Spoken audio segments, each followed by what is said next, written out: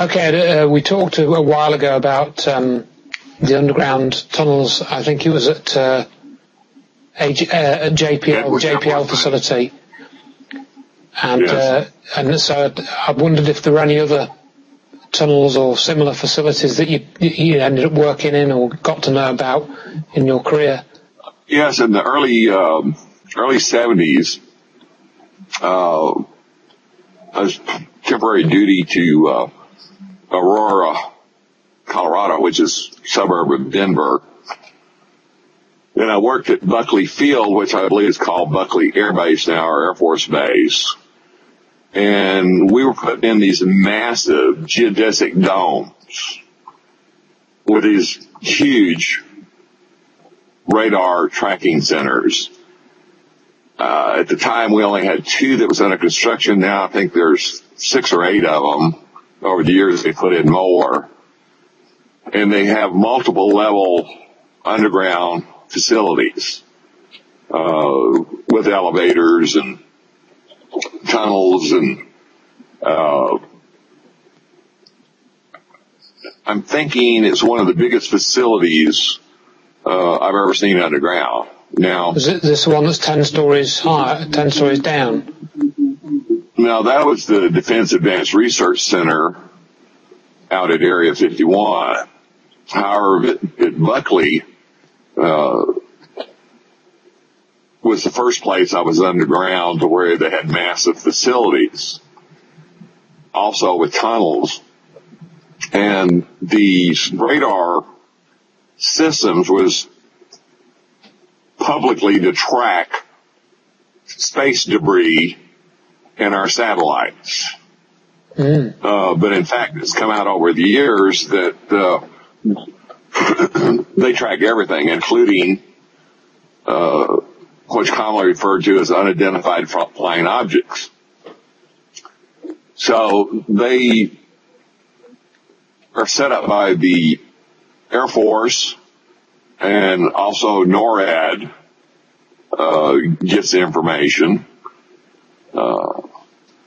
North American Air Defense. And it was amazing to me that just how massive the facilities were, and the tunnels going between the different domes, and tunnels going off in different directions. And of course, I can't prove it, but there's rumors that Buckley Field, some of their biggest tunnels, over 40 feet across, maybe 60 feet, go to the Denver airport, in which books have been written about all the underground facilities at Denver airport. So that was quite interesting. Yes. And what year were you there and going in those facilities? I believe it was around 71. Right. 71, 72 time frame. Okay. Yeah, and I mean, we've got some of those geodesic domes. We have them at a place in the UK, well, probably several places, but one of the biggest, I think, is Menwith Hill, which is not far from where I grew up. You must have heard of that facility, because it is a US facility, if my memory serves me correctly. So, yeah, I've seen those myself, not of course, the underground things, but the above ground things. So obviously you'd worked in the facilities in Groom Lake, but another of the things that I think caused some confusion among people was S4, and you've got some information about that facility, which you originally were, had one conclusion about it, but I think you later came to understand something different. So if you tell us what you know about S4 and what you came to know about it. Well, I didn't mention S4 in the book, but when I first went to Laughlin, I didn't know anything about UFOs. I hadn't read any UFO books. I mean, I just wasn't interested in it. I'd read science fiction, but not UFOs in anything in particular. So when I'm out there meeting all these people, and some of them have good credibility, like ex-pilots or scientists or whatever, and then there were others that were just absolutely tinfoil hat wearers that were crazy. are claimed to be abductees. And so, I mean, you had a whole mix. But the consensus was that some guy named Bob Lazar had talked about S4 at Papoose Dry Lake, which is south of Groom Air Base, having all these hidden facilities. And that when I mentioned I'd been at a underground facility called the Defense Advanced Research Center, that had to have been at Papoose, S4. So against my better judgment, when I gave my presentation, I mentioned S4, thinking that the DARC facility had to have been at S4, because I didn't know exactly where it was, because we went there at night, and it was out in the desert. Well, I shortly realized after that S4 has always been a radar test site north of Groom Air Base at Tonopah. Right. The Air Force Base at Tonopah. Bob Lazar describes parking lots, improved rails, sidewalks, parking lot lighting, massive doors in the side of the hills, or actually he said mountains. Well, first of all, there's a number of satellite pictures of S4, and geologists have been out there, ranchers have been out there, people that test flew drone aircraft have been out there. There's absolutely no evidence there's ever been any kind of facility at Papoose Dry Lake. Now, Papoose Dry Lake is not S4. S4 is a radar site in Tonopah. So Bob Lazar fabricated, saying S4 was at Papoose Dry Lake because he had a relative that worked at Tonopah and talked about S4. So Bob, when he's concocting the story with John Lear, they make S4 be in this secret area where they had UFOs at Papoose Dry Lake. Right. So I made a mistake there by coming to the conclusion that all these people had to be right. Well, they were wrong. And as soon as I found out about it, every time I spoke about it afterwards, I said, no, there are no facilities of any kind at Papoose Dry Lake. There's no parking lots, there's no lighting, there's no sidewalks, there's no rails, there's no facilities built on the side of the mountains. So, I felt kind of duped, but it was my own poor judgment, is the reason I ever concluded that in the first place. Yeah. Yeah. Okay. That's understandable. If you only know, if you're making an assumption that somebody else is telling the truth, and it seems to sort of fit into part of your knowledge, then, you can easily get sucked into the lie, as it were. And so you mentioned there the DARC facility, and if you could describe, I think the DARC stands for Defense Advanced Research Center. And so that's what it is. And when were you working there? And if you could tell us a bit more about it. A few times during the period that I was TDY to Groom Air Base, I was taken to a facility, and basically the bus pulled into what appeared to be the side of a hill. It was hard to tell because we're in a hangar, and when you looked out of the hangar, you could see the hills and some mountains in the distance.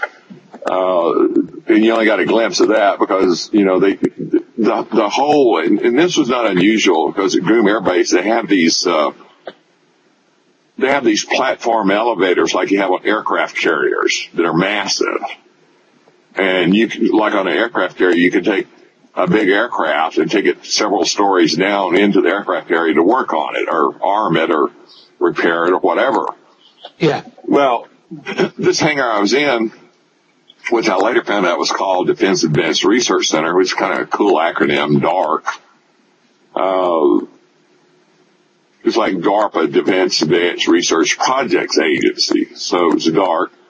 And went down several stories, and we worked on some equipment, and then I talked to a couple of guys about the problems I was having at Groom Air Base, and it was nothing super surprising.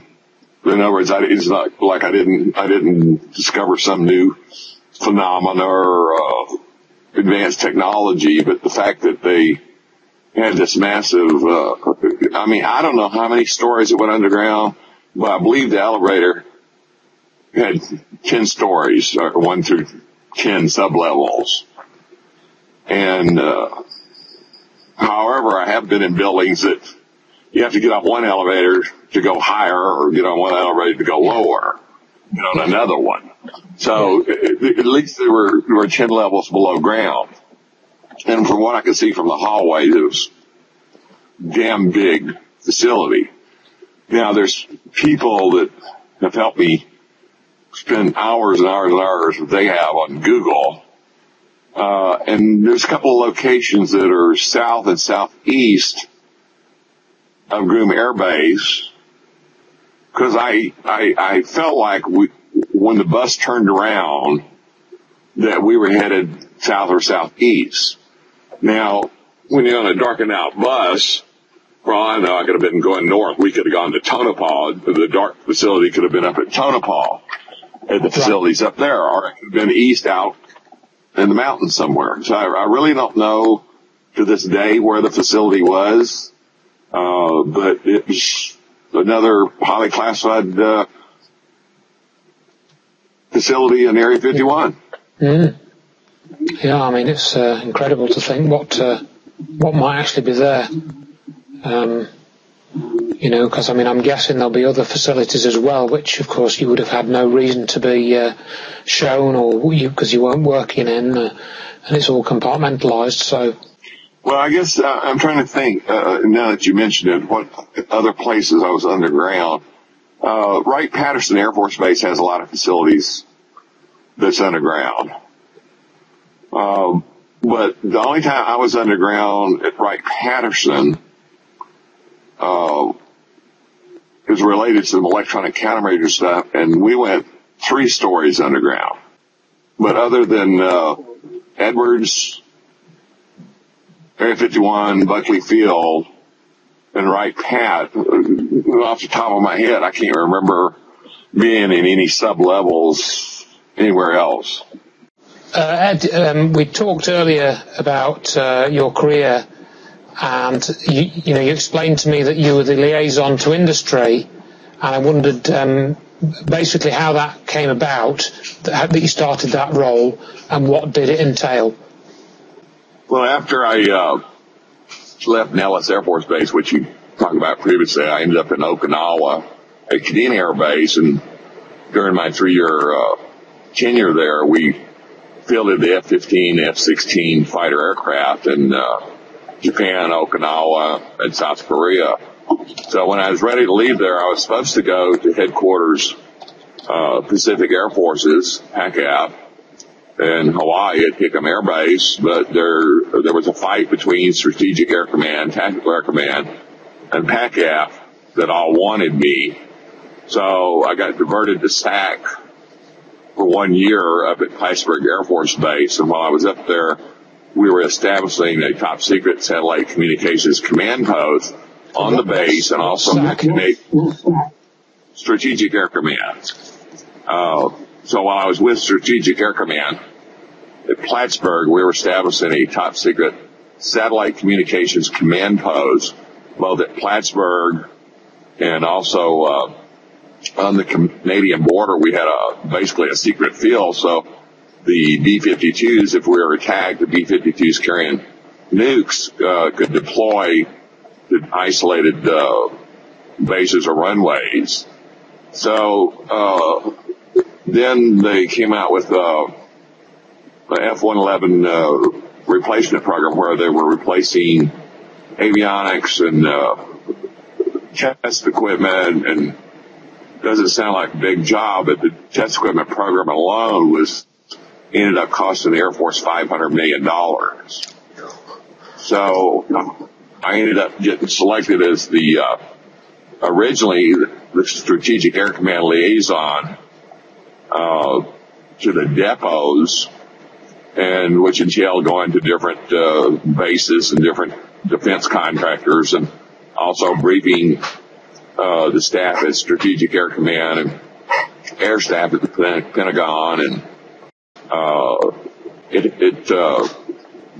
but during the first year, many times Tactical Air Command or Pacific Air Forces or US Air Forces in Europe, safety, these other commands didn't have the expertise I had, so they just signed off on me representing them too.